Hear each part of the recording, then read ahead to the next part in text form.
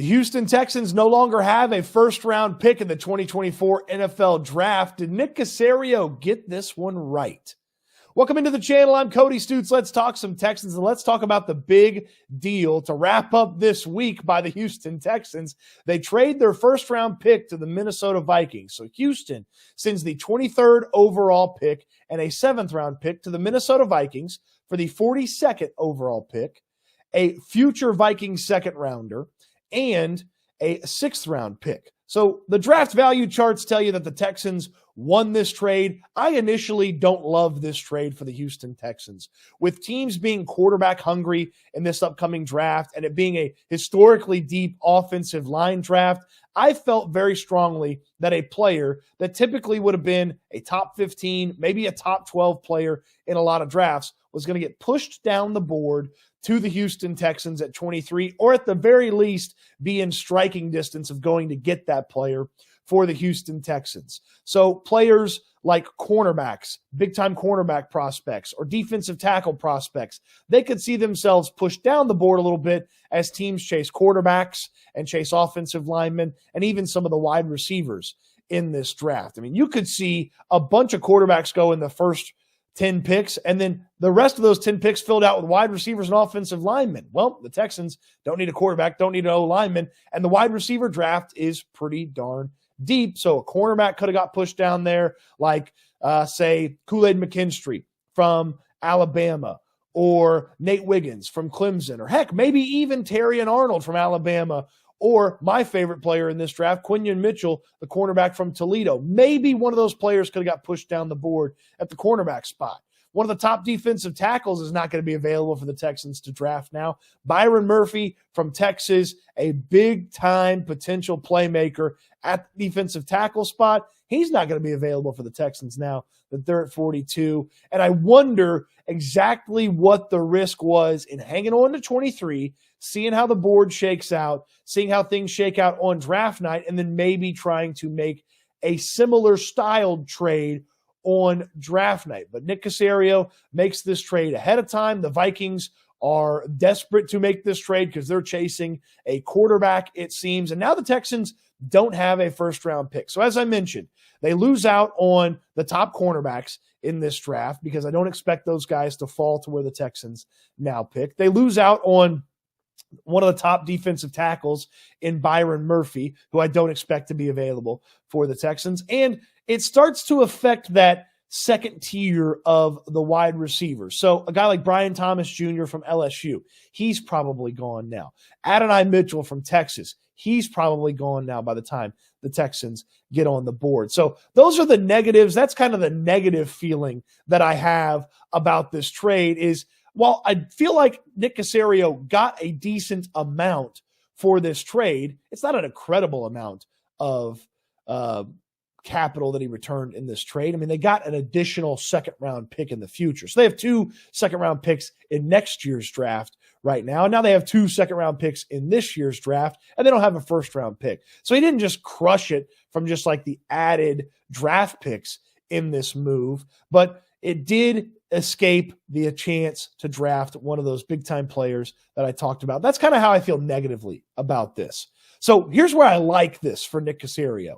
He has been very active and very aggressive in the 2nd and 3rd round of the NFL draft. You think about some of the players that he's picked in the 2nd round that he's had to trade up for and go up there and get.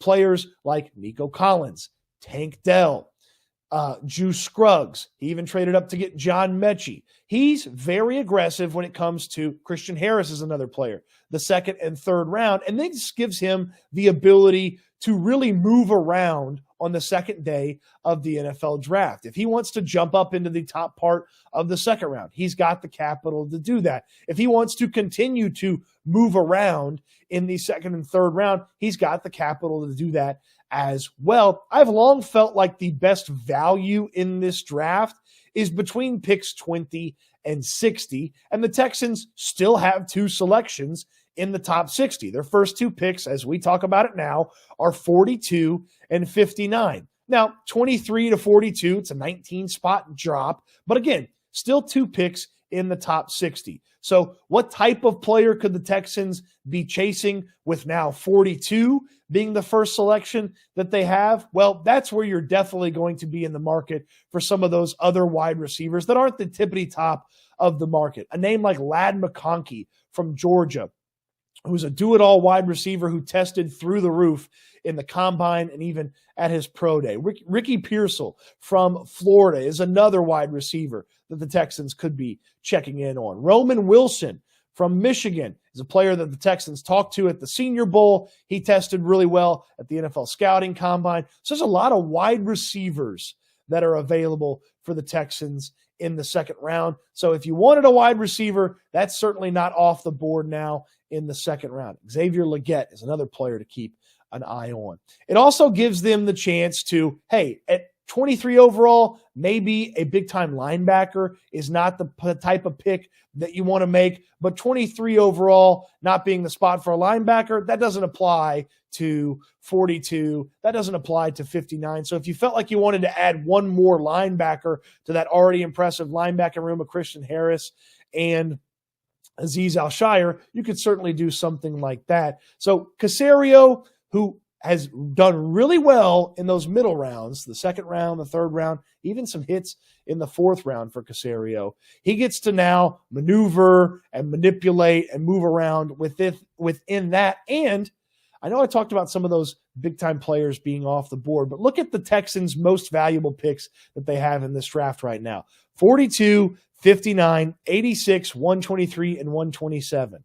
If someone's sitting there at 30, 31, 32, that they feel like they have to have, that they never expected in a million years to be available at that pick, they've got the ability to still go up and get that player at the back end of the first round. So it doesn't totally eliminate their ability to go get a premium player. And in fact, there might be premium players available still on the board, maybe just not as premium as 23 overall. So I have faith in Nick Caserio, who's done pretty darn well in the second and third round of the NFL draft. Now he has additional second-round capital to move around with. You do lose that fifth-year option for the player. No fifth-year option for anybody outside the first round, but the fifth-year option only really matters if a player is Okay, the fifth-year option really goes away because you extend that player before they even get to the fifth-year option if they're really good. So initial thoughts, a premium big-time player that probably could have been a top 15, top 20 pick in most drafts is probably not available because they're going to get pushed down the board, but the Texans don't have that 23rd overall pick anymore. But Nick Caserio, he gets to start scheming. He gets to attack the value portion of this draft with those multiple second-round picks, and he keeps things fluid for the future with that additional second-round pick in the future. What did you think of the draft today? Your favorite draft prospect now become nearly impossible to get for the Texans like me. Oh, Quinyon Mitchell. I hope you don't go to the Jaguars or the Colts so I can root for you on Sundays. Let me know in the comment section down below what you think about it. On your way down to the comment section, throw me a thumbs up on the video. Subscribe to the channel if you haven't already. And hey, fire up the mock draft machines and let me know on Twitter at Cody_Stoots what you're doing with the new set of picks that the Houston Texans have in the 2024 NFL Draft. Appreciate you watching the video. I hope you enjoyed it. And I can't wait till we talk Texans again soon.